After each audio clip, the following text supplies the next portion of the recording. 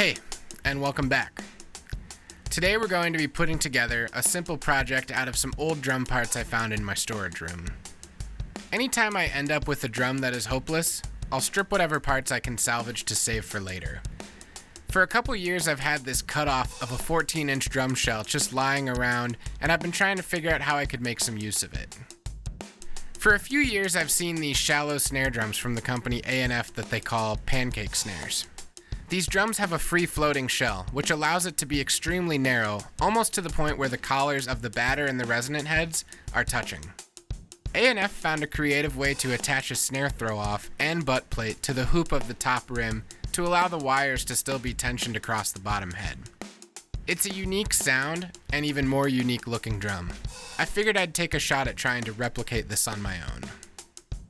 For my version of this drum, the biggest challenge was how to add snare wires without having access to mounting off the shell. The A&F method would have been the obvious choice, but I didn't have access to single-flanged hoops, and after a lot of searching around the internet for different types of throw-offs, I just found it to be too difficult for me to tackle with limited parts available. I did see a Sonar jungle snare that uses a similar style top hoop snare throw, but I don't like the way that throw-off sticks up so far from the top of the drum.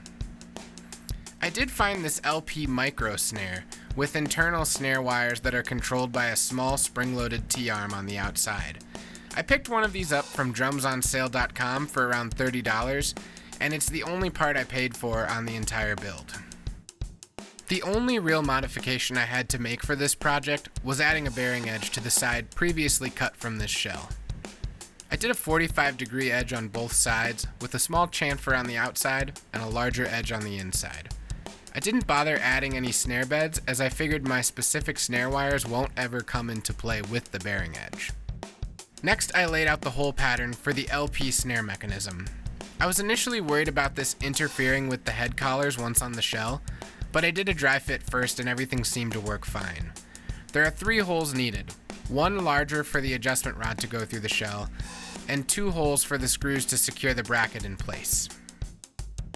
While the snare mechanism seems rather simple to install, it took me a few times to get it right. First, I had to swap out the included screws for longer ones because the wood shell is probably a bit thicker than the LP steel micro timbales these are typically mounted onto. The second thing that ended up being really tricky is the spring-loaded function in the snare wires. Once again, I had to make adjustments on that per the shell thickness, but I also discovered after a few attempts that if the spring is too tight, it's virtually impossible to disengage the snares or adjust them back and forth. This ended up being really frustrating because since the drum is single tension, I had to remove both heads every time I wanted to make an adjustment. For the heads, I'm using 2 6-hole rims. Neither of these rims need to have any sort of vents for the wires to pass through because they're internally mounted. Being that this drum is free-floating and single tension, what I came up with is using the swivel nuts from inside some extra lugs I had lying around. These are the threaded insert inside your lugs that hold onto the tension rod. You're able to quickly remove these by taking out the springs inside your lugs and pushing out the swivel nut. I used these on the bottom side of the drum and found enough tension rods long enough to pass through both the top and bottom rim to secure. I learned a hard lesson the first time by keeping the square part of the swivel nut downwards first. When you do this, the tension rods just spin in sequence with the swivel nut not allowing you to tighten the drum without using some sort of pliers or clamps to hold the nut. Once I turned these over to have the square end up, the nuts were able to friction fit to the rim and allow you to easily tune the drum like you typically would. And now with the drum assembled, it's time to test it out.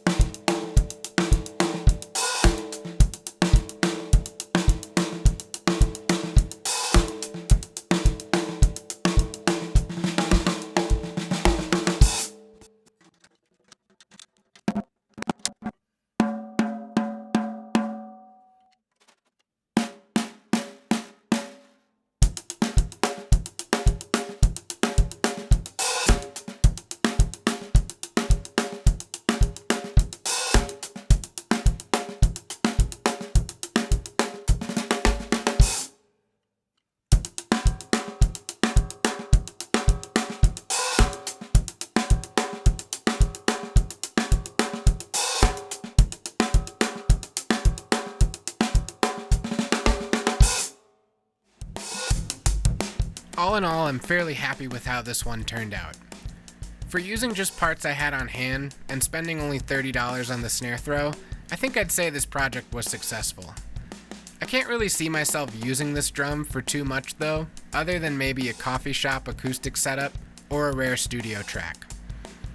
I think if I would have taken the time to come up with a better snare wire concept, it'd be more practical. Currently as it is, you have no control between the top and bottom head tuning relationship, and you can't adjust the tension of the snare wires.